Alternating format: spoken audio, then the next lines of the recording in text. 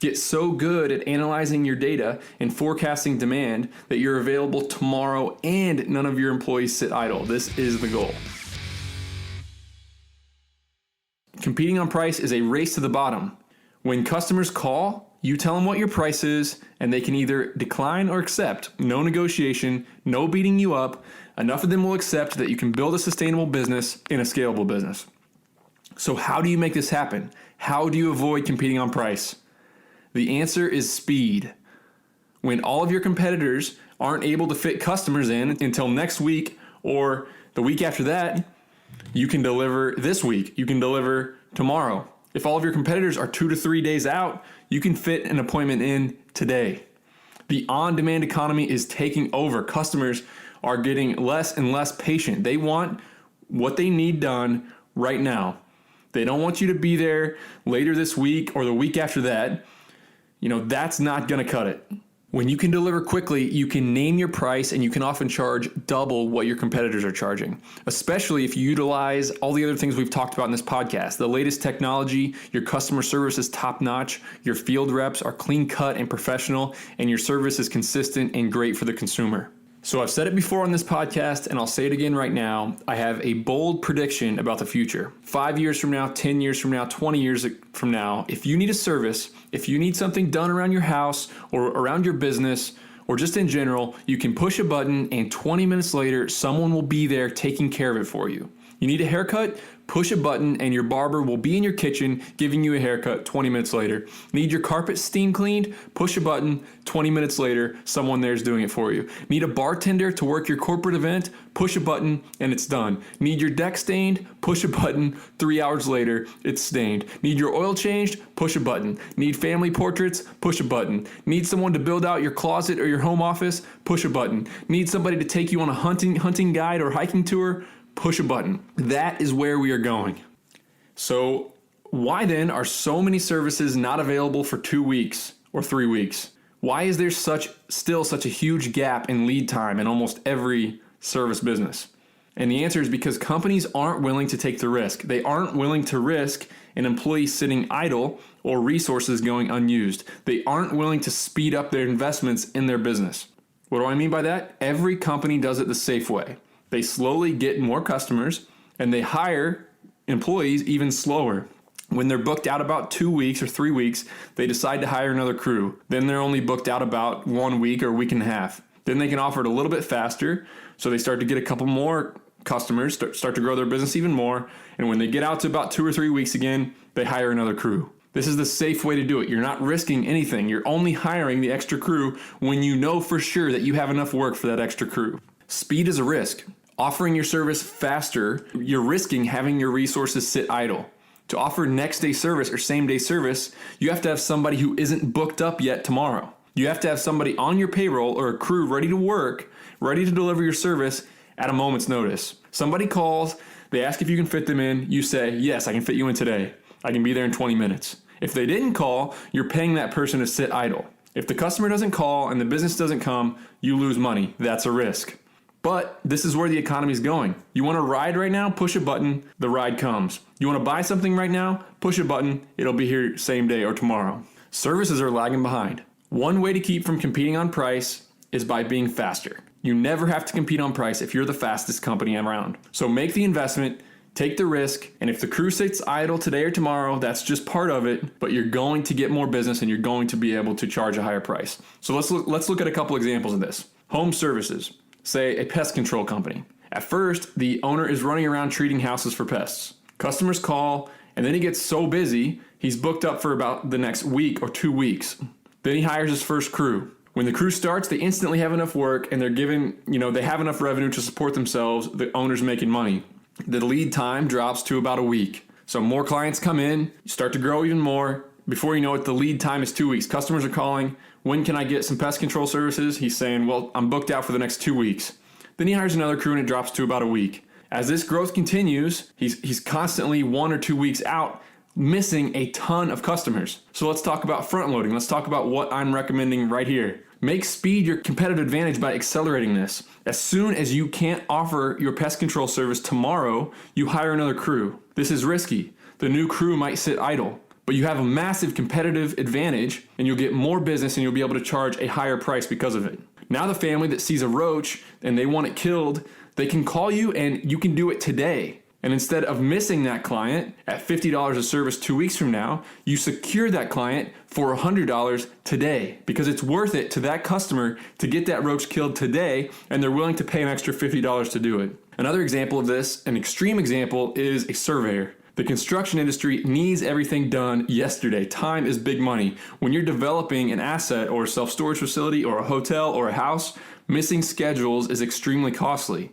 So developers are spending hundreds of thousands or even millions of dollars on a project. A survey is a $3,000 to $5,000 expense, but it often holds up the entire project because you can't draw the site plans, you can't do the stormwater plans, and you can't go to the town to get permits without first getting the survey. The survey is the first step. So a developer oftentimes would gladly pay double, $6,000 to $8,000 instead of $3,000 to $4,000 for a survey to get it done twice as fast. The survey is such a small part of the overall cost, but it can be a significant portion of the overall timeline. I've had to get surveys done on a couple of our projects, and I've never ever called a surveyor and had them say that they could start tomorrow. They're all booked about 2 or 3 weeks. What if they front loaded? They would be able to name their own price and I would gladly pay it. The investment and the risk would give them a massive competitive advantage. So with the risk of being able to deliver tomorrow comes the reward. When you can say you'll be there later that day or start tomorrow, you can name your price. There's significant value in that. You're going to get all the customers where time is the most important thing for them. You'll be able to charge more money and you'll be able to operate at a higher margin. There's significant value in that. We did this in the storage business. Our competitors would book up all their trucks during the pickup season during finals week about 3 days in advance. They'd book up and not accept any appointments for the last 3 days. If you called and wanted to pick up at the last moment, they wouldn't be able to schedule you for 4 days until about 4 days from now. But this was the safe way. They knew that for a fact all of their crews would be completely full and they would be perfectly efficient. There was no risk they didn't get customers and any of their crews sat idle. It worked for them. They had all the work they needed with minimal risk. We looked at this as an area where we could gain a competitive advantage on them. We scheduled our trucks and our employees preparing for the last second rush. We knew that if we overstaffed, we risked having a crew sit idle, but we could pick up all those last second customers. So that's what we did. We overstaffed and we were able to fit in customers in less than 20 minutes notice sometimes. The customers loved it and we got more of them. Our volume grew and our brand grew. So with the increased volume came another advantage. We got more data. And data is a big part of this. We began to be able to look at the trends and track when customers were signing up and prepare for it for the next year. Our data for the previous year told us what percentage of customers signed up on the last day or 3 days before or 2 days before compared to the data from the previous year. So we knew if we had X customers 1 month before the last day of finals, we were going to end up with X customers signing up on the last day. You can do this in your business too. You can look at your trends throughout the entire year and you know how many customers are going to be signed up based on the previous year. So if you got 30 customers in the month of January, you know based on your trends from the previous year that you're going to get 50 customers in the month of May because it's busier or whatever. You can start to plan for that and prepare for it, and it's less risky. The more data you have, the less risky it gets. So there are some things you can do to get a feel for this before you even start to operate. When you're first starting out, use trends.google.com to look at search volume for your service. This shows how many people are searching for your service at any given time throughout the year. You can use this to think about how many more clients you'll acquire during that time.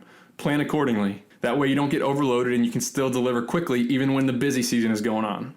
At first, you might have to have a crew sit idle, or you might get a little bogged down and have a couple day lead time. Save this data, analyze it, utilize it, and adjust. Record everything and study it. Keep accurate records of when you bring on new clients. How many new clients did you bring on during this same week last year? How many leads did you get? How many signups did you get? The next year, when you have even more volume, look back on that data and staff accordingly based on the trends. If you're going to do a 60% growth in 1 year, odds are it'll be 60% across the board and you'll be able to prepare for it earlier in the year. So Uber took this risk. They took on cabs and they competed on speed. They made it on demand. They risked having their drivers sit idle because they had to take that risk in order to make a driver available in 5 minutes or less. In the beginning, I'm sure there were some inefficiencies. They had a chicken and egg problem, and so do you. Which should come first, the customers or the crews? The riders or the drivers? They took the risk early on and they collected data. As volume increased, they analyzed that data and prepared even more for the volume swings. As the volume exploded, they got it down to a perfectly efficient science. No drivers waited, no riders waited. It worked, and now they can forecast the demand so well that no drivers are ever waiting, and every rider can get a ride in 5 minutes. So find this balance in your industry. You may never get the volume to make it perfectly efficient, and that's fine. Remember, you can charge a higher price and you can afford to have a few inefficiencies sometimes just to gain this competitive advantage. Get so good at analyzing your data and forecasting demand that you're available tomorrow and none of your employees sit idle. This is the goal. That's how you gain a massive competitive advantage, and you never have to compete on price. You can name your price because you can do something your competitors can't. You can tell your customers what you charge, and if they want to negotiate or they want it cheaper, you can tell them they're welcome to walk away. So how can you minimize risk and still compete on speed? How can you lower the chances of losing money while still being able to offer same-day service or service tomorrow? So number one, keep your employees in the loop so they know what to expect. Don't overpromise hours and bring on full-time employees at first. Hire part-time employees or even contract employees or temporary employees and let them know that they can be on call or that their schedule can change if business slows down. This is another reason why having a simple job description and focused employees is so important. Simplify their jobs. Simplify what they do and what you have to teach them to do so that turnover won't crush the system and make it so that you can't train reliable people. If you overcomplicate the job, it'll be almost impossible to get new people in there to reliably deliver your service. Keep your employees specialized, keep your task easy so that you can quickly train people, you can front load, you can get employees in, and you can deliver your service quickly. So another way you can reduce risk is to keep your overhead as low as possible. Don't invest in things that are expensive that you can't get out of, or you can't slow down, or you can't get off your expense ledger if you need to. Don't sign on a large office space. Don't utilize an office at all. Outsource things in your company that aren't essential and utilize contract employees or freelancers that you can terminate or scale back if necessary. Instead of buying one $30,000 brand new cargo van, buy a used one for $7,500 and make it so that you can easily resell it if you needed to. Buy your equipment used. Minimize your risk by staying very lean and frugal. So, speaking of cash, this method takes some cash reserves.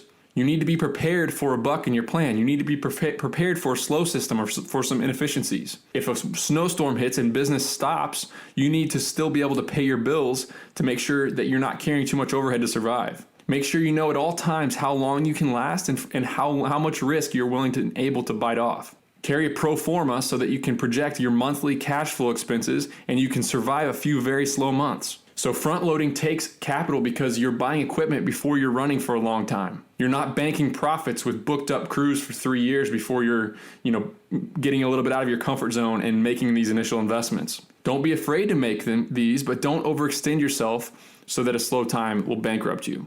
Have cash on hand. So it goes without saying that you should never do this until you have proven your concept and you know that the market is there.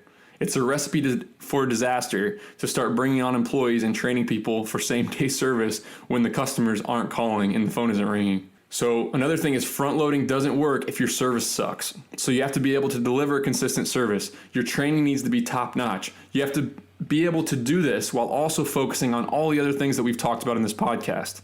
Like anything, there is a ton of pieces to the puzzle, and when you're figuring out how to gain a competitive advantage, they all feed off of each other. If your website and your customer service are killer, and your field reps are clean cut and professional and delivering a consistent service, and you're also front loading and can deliver very quickly, all that will feed off of each other, and you'll be much more likely to succeed. Hey guys, I have big news. I recently revamped my sales and customer service team at my self-storage company using folks in South Africa. Listen to this English accent. Hi there, my name is Anton and I'm a sales professional from Gqeberha or Port Elizabeth, which is in the eastern province of South Africa. I've been in sales for about 8 years now with experience in hardware sales with some of the leading brands in the world, such as Canon, Panasonic, and more recently Red Bull. Okay, now the surprising part. The person you just listened to is available for hire right now, and they're asking $9 an hour. If you want an introduction, if you want to hire this person into your business or at least interview them, send me an email, nick@sweatystartup.com, and I can make an introduction and offer you $1,000 off the recruiting fee. nick@sweatystartup.com.